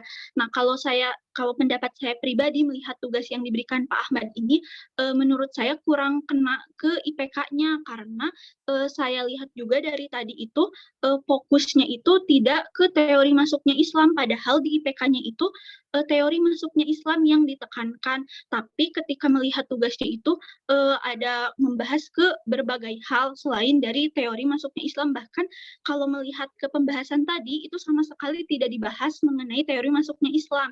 Kemudian untuk IPK, saran dari saya itu ditinjau kembali karena ada kata kerja menganalisis, di mana kata kerja menganalisis itu sama dengan kata kerja pada KD-nya. Artinya kata kerja menganalisis ini harus diturunkan kembali agar lebih jelas. Mungkin dari saya cukup sekian. Terima kasih. Juga apresiasinya tadi tampilnya sudah bagus. Iya, oke. Selanjutnya. Mungkin saya, Ibu. Ya. Di sini saya mengamati tentang interaksi. Secara pengamatan saya, tadi interaksi yang terjalin sudah cukup bagus, sudah ada interaksi 2 arah antara peserta didik dan juga guru. Terus Pak Juali juga sudah memfokuskan perhatian siswa dengan mempersilahkan peserta didik itu untuk mengungkapkan pendapatnya gitu. Nah, menurut saya, saran dari saya gitu akan lebih baik apabila interaksi yang terjalin itu terarah gitu. Jadi Bapak Juali itu boleh nih menunjuk saja gitu. Misalkan kelompok ini dulu gitu berpendapat biar jadi interaksi yang terjalin juga terarah. Terus menurut saya akan lebih baik juga apabila Pak Juali ini mengapresiasi peserta didik yang menjawab tadi. Ibu kalau menambahkan di luar konteks boleh? Ya, seperti apa? Kan Sekar ke bagian interaksi, jadi pengen nambahin yang di luar interaksinya gitu. Apa itu? Nah, kan kebetulan Sekar juga ke bagian blended learning ya. Jadi memang pertama itu siswa disuruh mencari sumber sendiri gitu, artinya memahami materinya sendiri. Nah, menurut Sekar akan lebih baik apabila Bapak Juali ini menjelaskan terlebih dahulu secara singkat tentang materi yang akan diberikan gitu. Iya. Oke. Iya, selanjutnya satu lagi. Nadia, Ibu. Ya, silakan Nadia. Ya, sebelumnya Nadia ingin mengapresiasi kepada Pak Juali yang sudah bagus ya dalam mempraktikkan kegiatan intinya. Dalam perihal sintaks ini, Pak Juali menggunakan model pembelajaran blended learning. Pada poin menginterpretasikan informasi, Pak Juali ini sudah mampu menginstruksikan kepada siswa untuk mempresentasikan hasil diskusinya. Kemudian dalam poin mengkomunikasikan ide ataupun gagasan, Pak Juali sudah mampu dalam memberikan tambahan, penguatan, dan meluruskan mengenai apa yang telah dipresentasikan oleh siswa. Namun yang menurut saya kurang ini, dalam poin di RPP yang mana Pak Juali merancang untuk siswa mempresentasikan hasil diskusi kelompok pada pertemuan selanjutnya, yang saya lihat ini siswa mempresentasikannya lebih secara individu gitu, yang membuat saya ini bingung sebenarnya ini tuh yang presentasi kelompok 1 kah atau 2 atau 3 atau 4 atau 5. Mungkin cukup sekian Ibu. Oke, terima kasih. Iya, Pak Juali, saya mengapresiasi Anda sudah melakukan proses pembelajaran dengan baik ya. Dengan pertama mencoba untuk memfokuskan siswa gitu ya, dengan Anda menunjukkan di situ permainan acak kata gitu ya, di situ kan ya. Nah, hanya dari acak kata ini gitu kan ya. Ini yang justru kalau menurut saya itu yang pada akhirnya menjebak Anda gitu kan ya. Menjebak Anda Anda ingin memfokuskan siswa tetapi pada akhirnya Anda sendiri yang kemudian menjadi tidak fokus gitu. Ya. Ini kan ya, sehingga itu mempengaruhi bagaimana dari sisi pengembangan materi, termasuk juga dari sisi bagaimana pengembangan sintaks dari pembelajarannya, kan gitu ya. Nah, dari sisi materi kan gitu ya, tadi juga sudah diungkap oleh teman Anda kan gitu ya. Kita kan kembali lagi ke indikator dan tujuan pembelajaran yang ingin Anda kembangkan gitu ya, coba perhatikan kan gitu ya. Nah, apakah ini dengan tadi acak kata dengan beberapa kata-kata atau konsep ya yang Anda inikan gitu kan ya, di situ ada bahkan nama kan gitu ya. Apakah memang pada akhirnya dengan kata-kata yang muncul itu yang kemudian pada akhirnya tadi dieksplor lebih lanjut gitu kan ya. Apakah itu kemudian mengena pada sasaran pengembangan tujuan yang ingin Anda raih gitu ya dari siswa gitu kan ya. Nah, ini sehingga ini kan pada akhirnya menjadi melebar kan gitu ya. Nah, tujuannya lebih kepada bagaimana Anda ingin menggali tentang teori-teori masuknya Islam kan ya gitu ya di Indonesia kan gitu. Nah, tetapi kemudian menjadi melebar kemana-mana kan gitu ya, sehingga tidak fokus kepada bagaimana pencapaian dari tujuan kan gitu ya. Nah, kemudian dari sisi sintaknya kan gitu ya, dari sisi sintaknya bahwa ini kan blended ya, gitu kan, yang sudah diawali dari kemarin kan gitu dengan apa namanya dengan secara asinkronus. Anda sudah memberikan di situ materi ajar kan gitu ya. Nah itu dan tadi juga apa namanya memang sayang sekali kalau materi itu kemudian buatan orang lain gitu ya. Nah, sebaiknya Anda coba kembangkan sendiri materinya sehingga tadi guru bisa mengukur kedalaman dan keluasan materi yang didasarkan kepada apa namanya indikator dan tujuan pembelajaran yang sudah ditentukan gitu kan ya. Nah, dan di situ apa namanya di dalam kegiatan asinkronus yang coba ingin Anda kembangkan itu kan diarahkan siswa itu untuk melakukan diskusi kan gitu ya. Nah, ini kan di situ silakan lihat pelajari materi dan kemudian kerjakan LKPD gitu kan ya. Tapi rasanya saya tidak melihat LKPD-nya gitu. Ya. Kecuali di situ ada beberapa pertanyaan yang pertanyaan itu kan lebih kepada materinya gitu kan ya. Saya coba noong ke Google Classroom-nya kan gitu ya. Karena saya tidak menemukan atau karena nggak jelas si LKPD-nya apa kan gitu ya. Sehingga itu berpengaruh juga pada saat ketika masuk ke ruang sinkronus tadi gitu kan ya. Pada akhirnya sintaksnya juga nggak jelas gitu kan. Siswa di situ kan harusnya ada penampilan dari hasil diskusi kelompok kan gitu ya, di mana setiap perwakilan itu kan mempresentasikan kan hasil diskusinya kan gitu ya, mempresentasikan hasil diskusinya gitu. Nah ini kan nggak ada gitu. Yang ada adalah tadi lebih mengeksplor permainan acak katanya itu kan gitu ya. Nah ini jadi pada akhirnya tadi nggak nyambung gitu kan dia karena memang nggak jelas dulu LKPD-nya itu seperti apa gitu kan ya. Nah jadi dari sisi sintaks memang ada yang berbeda antara apa yang sudah dikembangkan di dalam RPP dengan praktek pembelajarannya gitu kan ya. Nah jadi Anda perhatikan lagi RPP-nya itu seperti apa gitu kan ya. Anda kan sudah merancang sehingga ini yang kemudian harusnya dipraktekkan gitu ya. Itu ya Pak Ahmad Juali ya. Ya, baik Ibu, terima kasih. Iya, oke. Penampilan terakhir di hari ini, silakan Mutia, sudah siap? Insya Allah siap Ibu. Oke, silakan. Iya. Baik anak-anak, sekarang kita akan masuk ke materi intinya. Nah, sebelumnya ada yang bisa bantu Ibu untuk share screen dulu gak nih? Saya bisa, Bu. Oke, sekarang tolong share screen materi Ibu ya, Ibu kirimkan.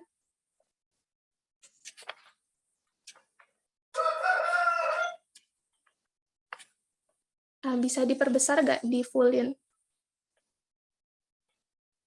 Nah, jadi pada hari ini topik yang akan kita bahas mengenai latar belakang dan tujuan demokrasi terpimpin, pelaksanaan demokrasi terpimpin, politik dalam negeri dan luar negeri pada masa demokrasi terpimpin. Untuk dua topik terakhir nih, politik dalam negeri dan luar negeri, kita akan lakukan diskusi kelompok. Tapi sebelum itu, Ibu akan menjelaskan terlebih dahulu. Boleh di next dulu? Nah, ini tadi sudah diulas ya di awal oleh kita semua. Tadi Aryan dan Hanif menjawab katanya di demokrasi terpimpin ini adanya dominasi presiden ya, itu betul adanya karena konsep pemerintahan demokrasi terpimpin ini adalah keputusan dan pemikiran ini berpusat pada presiden dan presiden yang menjabat pada saat itu adalah Soekarno. Nah, demokrasi terpimpin ini berlangsung di Indonesia pada tahun 1959 hingga 1965. Next. Nah, demokrasi terpimpin ini diawali oleh dikeluarkannya Dekret Presiden 5 Juli 1959. Nah, Dekret Presiden ini sebagai respon dari kegagalan demokrasi liberal, di mana pada masa itu konstituante gagal untuk membuat undang-undang baru sebagai pengganti UUD 50. Nah, adapun isi dari Dekret Presiden ini, yang pertama mengenai pembubaran konstituante, Kedua, tidak berlakunya UUD S 50 dan diberlakukan kembali UUD 45. Yang kelima, pembentukan MPRS dan DPAS. Nah, dari Dekret Presiden ini menandakan dimulainya masa demokrasi terpimpin dan berakhirnya masa demokrasi liberal. Boleh di next sekarang? Nah, adapun tujuan dari demokrasi terpimpin ini itu untuk menata kembali kehidupan politik dan pemerintahan yang tadinya tidak stabil di masa demokrasi parlementer. Lalu nih, sebelum Ibu lanjut, di sini ada segitiga, atasnya ada Soekarno, bawahnya ada PKI dan TNI AD. Ada yang bisa ada yang ini nggak, yang bisa nebak gitu? Ini maksudnya apa sih? Ada yang tahu? Saya mau mencoba, Bu. Boleh, sekarang Pak. Nggak kelihatan. Kayaknya, Oke. kayaknya tentang kekuatan yang paling menonjol pada masa demokrasi terpimpin, bukan, Bu? Nah, iya. Jadi ada tiga segitiga ini tuh menandakan adanya tiga kekuatan politik yang berkuasa gitu pada masa demokrasi terpimpin, di mana pada saat itu PKI muncul kembali sebagai partai yang paling mendominasi. Lalu peran TNI AD juga sangat berperan dalam kekuatan hankam dan sosial politik. Dan Soekarno ada di tengah-tengah sebagai penyeimbang antara PKI dan TNI AD. Next, kan? Nah, sekarang kita masuk ke pelaksanaan demokrasi terpimpin. Apakah pelaksanaannya itu sudah sesuai tujuannya tadi, tujuan awalnya, atau ternyata ada penyimpangan nih? Nah, di sini Ibu udah siapkan video yang untuk kalian tanggapi. Sebenarnya videonya bisa kalian scan ya, tapi kita tonton bareng-bareng deh, boleh Sekar? Ini di-scan dulu, dibuka. Langsung ke menit 9. Terima kasih Arinda. Nah, iya, boleh di-play.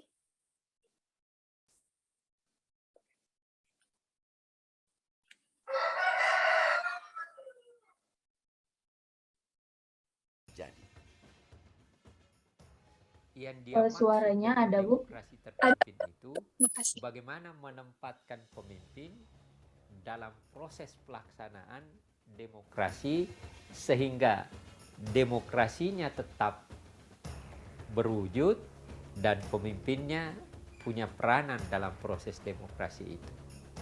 Tetapi akhirnya kan Bung Karno juga dianggap sebagai otoriter juga, dan memang ya dia tangkap orang juga, dia diangkat sebagai presiden seumur hidup, dia tidak mengadakan pemilihan umum, anggota MPR, DPR, MPRS-nya diangkat, DPR-nya dirubah menjadi DPR gotong royong, dan sebagainya.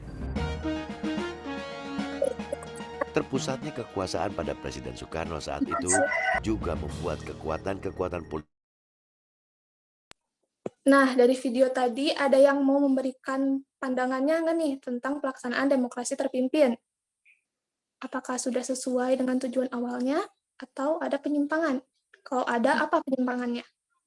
Ibu, menurut saya setelah menonton video tadi, jadi Soekarno ini menjadi otoriter, Bu. Terus juga beliau ini sewenang-wenang karena beliau ini kan diangkat sebagai presiden seumur hidup. Nah, itu kan nggak sesuai sama konsep demokrasi, Bu. Oke, baik. Sekar, terima kasih telah mengemukakan pandangannya. Katanya Sekar melihat adanya ketidaksesuaian konsep demokrasi dengan kekuasaan Soekarno yang hampir otoriter ya. Ada pendapat lain nggak nih? Sependapat atau mungkin beda pendapat? Izin menambahkan Ibu. Oke, Arinda ya? Iya Ibu, kalau saya juga setuju sama apa yang Sekar katakan. Terus kalau saya lihat itu di demokrasi terpimpin itu tidak ada pemilihan umum ya Bu, di mana ini tuh sedikit, kalau menurut saya itu sedikit tidak sesuai dengan konsep demokrasi, karena demokrasi itu kan pemerintahan dari rakyat, oleh rakyat, dan untuk rakyat. Oke, betul. Bagus sekali ya. Arinda juga sama, katanya sependapat sama Sekar, karena dilihat dari tidak adanya pemilihan umum ya pada masa demokrasi terpimpin. Nah, seperti biasa nih, Ibu akan memberikan nilai plus kepada teman-teman yang aktif. Nah, mohon maaf ini kalau di layar Ibu PPT-nya tidak tampil, kalau di layar kalian gimana? Tidak tampil, Ibu. Oh iya, sekarang. Terima kasih. Boleh di slide selanjutnya. Nah, di sini ada politik dalam negeri dan politik luar negeri, di mana dalam negeri itu katanya munculnya ajaran Resopim, Nasakom, adanya pembubaran DPR dan pembentukan MPRS, sedangkan di politik luar negeri ada politik mercusuar, Ganevo, konfrontasi dengan Malaysia, serta Indonesia keluar dari PBB. Lalu di sini ada gambar Monas dan GBK nih. Ada yang tahu gak hubungannya Monas dan GBK ini dengan demokrasi terpimpin? Ada yang bisa menjawab? Izin Bu, Ya, gimana Alif? bagian dari politik mercusuar Bu. Nah, iya betul ya. Ternyata Alif udah tahu nih politik mercusuar. Nah, memang Monas dan GBK ini merupakan produk demokrasi terpimpin ya, khususnya pada politik mercusuar, yang mana manfaatnya masih bisa kita rasakan nih hingga sekarang. GBK masih bisa sampai sekarang tuh dipakai untuk tempat ajang olahraga, juga konser juga dilaksanakan di sana. Contohnya Justin Bieber nih yang bentar lagi mau ke sini ya kan. Nah, kita seperti yang Ibu bilang di awal bahwa untuk materi ini kita akan melakukan diskusi kelompok. Kelompoknya sudah Ibu bagi, boleh di next lagi sekarang. Nah, di sini sudah ada Ibu bagi menjadi 4 kelompok dengan 4 temanya masing-masing. Boleh teman-teman perhatikan nih namanya ada di kelompok mana nih. Ada di kelompok 1 tentang Resopim dan Nasakom, kelompok 2 pembubaran DPR dan pembentukan MPRS, kelompok 3 mercusuar dan Ganevo, kelompok 4 konfrontasi Malaysia dan keluar dari PBB. Nah, setelah ini teman-teman bisa masuk ke break room. Di sini udah dibikin belum ya break room-nya oleh host? Nanti Ibu minta tolong dibuatkan 4 break room. Nah, tapi sebelum itu Ibu akan Ibu akan ini dulu petunjuknya. Ibu akan kasih tahu petunjuknya. Boleh di next? Nah, di sini ada ya petunjuknya. Yang pertama, lakukan aktivitas ini dengan teman kelompokmu. Pelajari Ahmad Juali. Oke, nggak apa-apa. Yang kedua nih, kalian pelajari dulu di buku siswa ataupun di sumber lainnya yang relevan mengenai materi kelompok masing-masing. Setelah itu, diskusikan dan buatlah analisis mengenai peran Soekarno dalam ajaran atau peristiwa tersebut. Setelah itu, sajikan hasil diskusinya pada tabel di bawah ini. Cantumkan sumber yang digunakan dan presentasikan hasil diskusi kelompok. Nah, di sini kan ada nih tabelnya ajaran atau peristiwa. Misalkan tadi kelompok 1 Resopim, tulis Resopim di sana. Terus penjelasannya, misalkan Resopim itu apa, dijelasin, terus latar belakangnya apa, peran Soekarno di sana apa, lalu cantumkan juga sumbernya ya. Jadi nanti di kelompoknya tuh ada yang bertugas menjadi notulen, misalkan diskusi bareng-bareng notulen, dan ada yang juru bicara untuk presentasi. Nah, sekarang boleh kalian masuk ke grup, ke breakout-nya masing-masing. Boleh dilihatkan dulu sekarang tadi ke pembagian kelompoknya.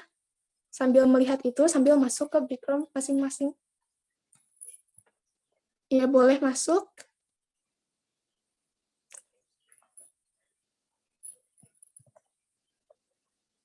Nanti jam 8.50 kita kumpul lagi di main room.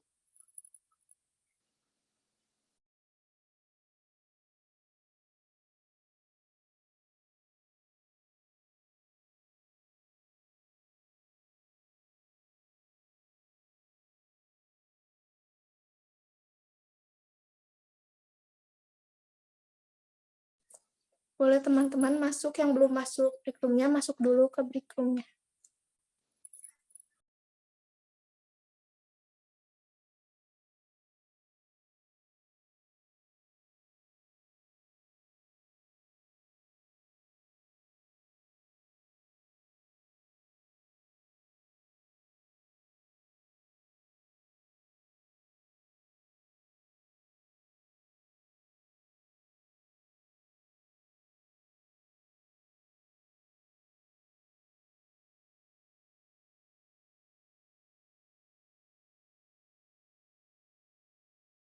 Masuk, bicarakan. Cirian sih ya. Bahaya anjing aing geus nge-PC Bu Yeni tapi Nah, nyampe cina sarenya. Saya jadi observer semua orang, we, Bu. Enggak tuh anjing. Itu anjing lain sehari orang kan Senin pi Jumat kan nganterkeun si Imeh orang gawe antar jemput. Oh, nya bagian pertama dari mana observer.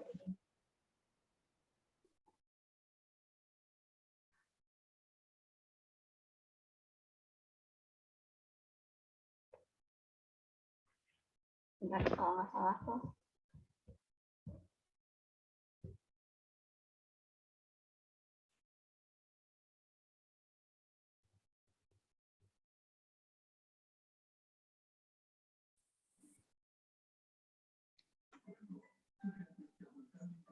DPRS apa sih ini temanya tuh kita tuh?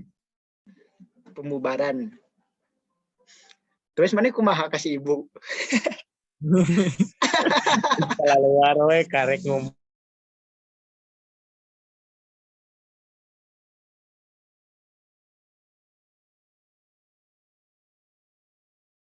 Ibu. Oke, Ya, oke. Kalau ada gimana, ada kendala apa enggak nih? Masih belum, Ibu.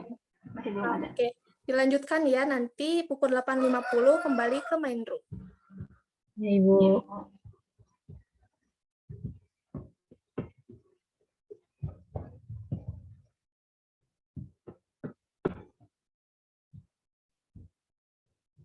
Ya, jadi mau sama siapa nanti presentasi? Juali aja ya. Yuk. Boleh, boleh. Pintu Oke, dilanjutkan yang diskusinya. berada di Federasi Malaysia secara paksa meminta kepada Sabah dan Sarawak untuk dimasukkan kepada Malaysia itu sendiri tanpa ada obrolan terlebih dahulu dengan Teman-teman, sekarang udah pukul 8.50, boleh masuk lagi ke main room-nya ya. belum beres ya. Ya ini pokoknya mah kamu yang jelasin ya. Saha aing. Nanti yang presentasi kelompok 1 dan 3 saja kok, udah dihitung. Oh, alhamdulillah. Makasih, Ibu. Ya.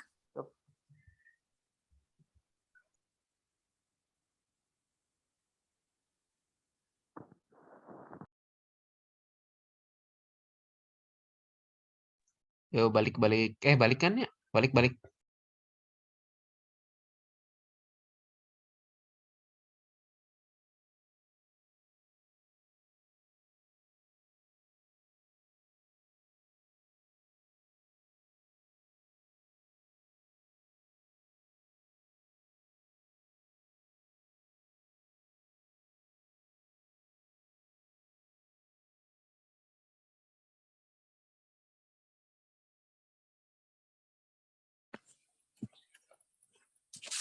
Ini udah kumpul semuanya.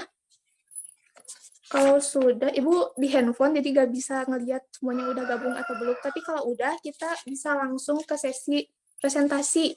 Boleh dimulai dari perwakilan kelompok 1. Siapa kelompok 1? Ya, Bu. Ini saya perwakilan dari kelompok 1 pengen membahas tentang resopim. Jadi menurut kelompok saya, resopim itu sebuah istilah yang menggambarkan konsepsi ideologi politik gagasan Soekarno pada era demokrasi terpimpin. Nah, resopim ingin menekankan dan memperkokoh posisi dan jabatan presiden dalam proses revolusi nasional Indonesia. Soekarno adalah pimpinan besar revolusi nasional yang ditunjuk untuk mencapai cita-cita sosialisme negara di Indonesia. Menurut kelompok kami begitu, Bu.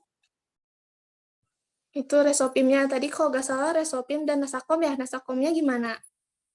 Kelompok 1.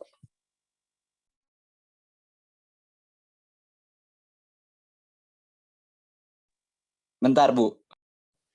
Iya, boleh.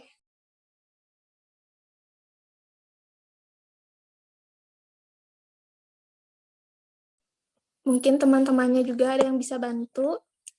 Teman kelompoknya.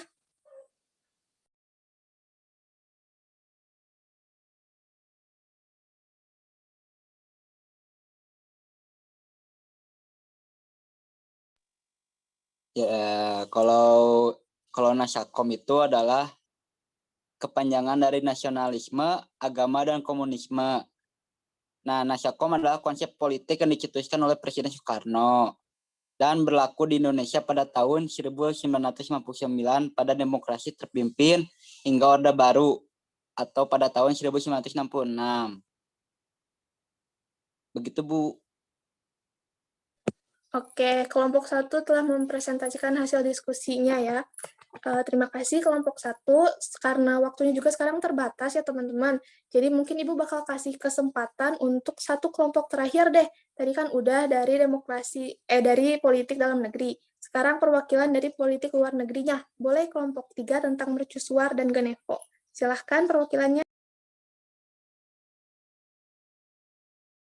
Boleh saya, Bu, mengenai mercusuar dan Ganevo. Silahkan Juali. Ya, politik mercusuar dan Ganevo ini merupakan dua hal yang saling berhubungan gitu. Di mana politik mercusuar ini merupakan sebuah kebijakan politik luar negeri yang ditempuh pada periode Indonesia era demokrasi terpimpin.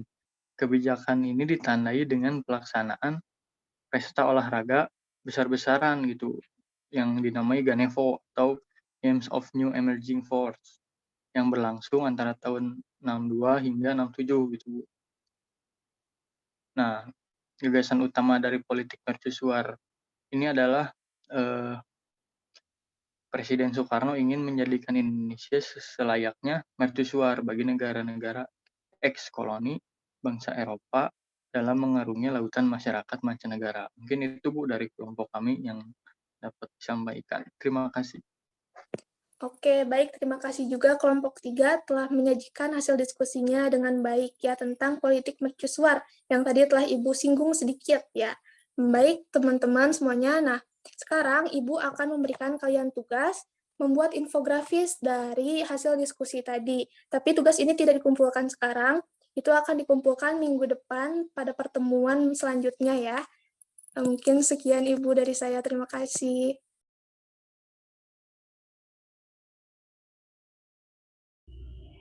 Iya, terima kasih Ibu Mutia. Silahkan yang mau observasi Ibu Mutia.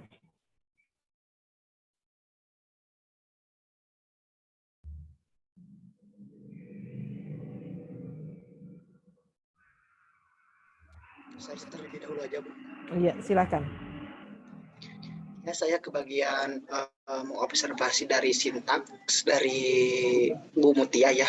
Ibu Mutia ini menggunakan model pembelajarannya inquiry learning ya, Bu. Dan dilihat dari RPM dan dilihat dari pas simulasi pembelajarannya juga udah tersusun dengan baik gitu, dengan rapih juga. Mulai dari tahap orientasi tadi melakukan apa sih namanya, latar belakang gitu ya, menunjukkan latar belakang, terus disambut dengan video tadi juga. Nah, itu pun merupakan langkah-langkah dari inquiry learning. Terus masuk ke tadi ke pembahasan intinya yaitu pengerjaan kelompok ya. Nah, itu juga termasuk kepada tahap pengumpulan data gitu ya, yang dikumpulkan pada tahap inquiry learning, dan pada hasilnya itu ditariklah kesimpulan. Mungkin untuk ditarik kesimpulannya tadi yang udah dijelaskan sama teman-teman yang presentasi. Mungkin seperti itu sih, Bu. Terima kasih. Iya. Oke, selanjutnya. Ya, izin masuk, Bu. Ya, sebelumnya terima kasih ya kepada Ibu Mutia atas penampilannya meskipun ada berbagai kendala gitu ya seperti device. Nah, izin memberikan hasil observasi saya sebagai observer materi pada hari ini. Jika dilihat dari IPK, penjelasan materi yang disampaikan oleh Ibu Mutia ini saya rasa kurang mendalam, kurang terlihat adanya materi yang mengorelasikan antara berakhirnya masa demokrasi liberal dengan munculnya masa demokrasi terpimpin gitu. Kemudian peta kekuasaan politiknya pun hanya dijelaskan secara singkat. Lalu dilihat dari LKPD yang menjadi tugas itu adalah analisis peran Soekarno dalam ajaran atau peristiwa tersebut. Sedangkan dalam IPK yang menjadi indikatornya adalah dinamika politiknya itu sendiri, sehingga kaitan antara LKPD dengan IPK itu kurang selaras. Ya, mungkin itu saja Bu dari saya. Selebihnya sudah baik. Terima kasih. Oke, iya. Selanjutnya satu lagi. Ya, Assalamualaikum warahmatullahi wabarakatuh. Waalaikumsalam. Saya kebagian mengobservasi Bu Mutia tentang interaksi. Ya, jadi yang saya lihat Bu Mutia itu adanya interaksi dua arah ya. Yang saya lihat tuh kepada bertanya kepada murid dan memberikan kayak contoh-contohnya. Kemudian adanya juga penjelasannya kayak ada yang menarik dan ada yang kurang menarik gitu. Jadi kayak ada yang wah atau kayak ada yang gimana gitu. Maksudnya kayak adanya kurang dipahami lah maksudnya tuh. Jadi begitu Bu interaksinya. Terima kasih Bu. Oke, iya, terima kasih. Ya, Ibu Mutia, saya sangat mengapresiasi apa yang sudah Ibu Mutia tampilkan tadi, gitu ya. Bagaimana Ibu Mutia bisa menampilkan sebuah proses pembelajaran yang sistematis, itu kan ya. Terlihat bagaimana runut dari setiap tahapan pembelajaran yang dilakukan, gitu ya. Dengan juga tampilan media pembelajaran dengan PPT tadi yang menarik gitu ya, sehingga siswa juga memuji ini tampilan PPT-nya gitu kan ya, termasuk juga dipadukan dengan tadi video, dan videonya juga sudah disiapkan gitu ya pada bagian mana yang memang harus ya akan pas di materi gitu ya, sehingga dengan durasi yang panjang, videonya itu kan lebih panjang kan sebetulnya ya, tapi Anda sudah menyiapkannya gitu kan ya. Nah itu bagus sekali ya. Dan tadi juga proses pembelajaran mencoba untuk mengaktifkan siswa gitu kan ya. Ini hanya mungkin ini perlu juga dilatih nanti keterampilan bagaimana bertanya pada siswa gitu ya, sehingga siswa memiliki sebuah arahan yang jelas gitu kan ya. Nah, dan kemudian tadi Ibu setuju juga dengan Dania gitu ya. Anda juga harus perhatikan bagaimana pengembangan dari sisi materi dengan dari indikator dan tujuan pembelajaran yang dikembangkan gitu ya. Dan dari sisi sintaksnya, Anda kan pakainya kan inquiry ya, gitu kan ya, inquiry. Inquiry dan discovery itu kan keduanya itu masuk di dalam model penemuan kan gitu ya. Nah, hanya di sini salah satu inquiry itu ada tahapan sebetulnya bagaimana di situ mengembangkan hipotesis kan gitu ya. Ada mengembangkan hipotesis, sehingga berangkat dari hipotesis itulah yang kemudian mengarahkan siswa untuk mencari gitu kan apa yang kemudian perlu dia jawab gitu kan ya. Nah tahapan ini yang nampaknya tadi Ibu Mutia kurang menggali di situ gitu kan ya. Nah sehingga hipotesis itulah yang misalnya tadi tentang misalnya gitu kan ya, tentang pembangunan proyek ya mega proyek pada masa ketika zaman demokrasi terpimpin kan gitu ya. Misalnya apakah perlu dibangun gitu kan ya Monas dan Senayan gitu ya, stadion sekarang itu Gelora Bung Karno gitu kan ya. Nah, pada masa ketika demokrasi terpimpin kan gitu ya, misalnya gitu kan, sehingga siswa dikembangkan hipotesis kan gitu ya, misalnya itu hipotesisnya diperlukan untuk bla bla bla kan gitu. Dia cari gitu kan arah pada hipotesis itu gitu untuk menjawab hipotesis tadi gitu kan ya. Nah, sehingga bukan hanya dalam konteks dia mengeksplor materi gitu ya. Sehingga nanti ini apa bedanya dengan discovery gitu kan ya. Nah, ini jadi mungkin itu yang perlu diperhatikan gitu ya. Ada tahapan sebaiknya di dalam inquiry itu adalah kita coba kembangkan dulu ada apa namanya hipotesis gitu ya, dugaan sementara, dan dugaan sementara ini yang kemudian akan menuntun pada bagaimana proses siswa kemudian untuk mencari gitu kan ya. Nah, seperti itu. Mungkin itu yang tadi agak dilupakan oleh Ibu Mutia ya, gitu ya. Nanti bisa ditambahkan ya Bu Mutia ya. Baik, Bisa ya. dan teman-teman. Iya, terima kasih. Alhamdulillah ketiga penampil hari ini sudah menampilkan proses pembelajaran yang baik dan mudah-mudahan dari apa yang ditampilkan ini bisa memberikan inspirasi bagi kita semua untuk bagaimana mengembangkan proses pembelajaran yang lebih baik lagi dan lebih menarik lagi gitu ya. Dan dari apa yang ditampilkan pada hari ini saya ingin coba untuk mengingatkan kembali pada Anda gitu kan ya, bagaimana kita mencoba untuk mengembangkan proses pembelajaran yang kita sesuaikan dengan RPP yang sudah kita buat gitu kan ya. Nah, memang pada prakteknya RPP itu bisa berubah kan gitu ya. Nah, itu kan dalam pengertian itu dikaitkan dengan kondisi yang kemudian kita hadapi kan gitu ya. Nah, tetapi dalam konteks ini kita akan belajar gitu kan ya untuk bagaimana menyesuaikan apa yang ditampilkan dengan RPP yang sudah kita susun sebelumnya ya. Oke ya, terima kasih buat semuanya atas partisipasi Anda. Mudah-mudahan nanti lebih aktif lagi ya, sehingga yang tampil juga kan ya sebagai guru model itu lebih termotivasi lagi gitu untuk tampil lebih baik gitu ketika teman-temannya juga mendukung gitu ya. Bahwa ingat ya, saya akan selalu terus mengingatkan ini bahwa kita adalah satu tim.